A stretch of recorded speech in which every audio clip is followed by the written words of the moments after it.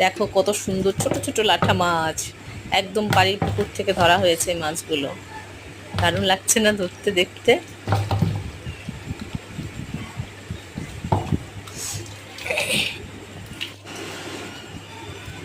দেখো সাইডে একটা পড়ে গেল রে, ধরাই যাচ্ছে না মাছগুলো এখানে। একদম পুকুর থেকে, বাড়ির পুকুর থেকে ধরা এই মাছগুলো, একদম দেশি দেশি পাঠা মাছ।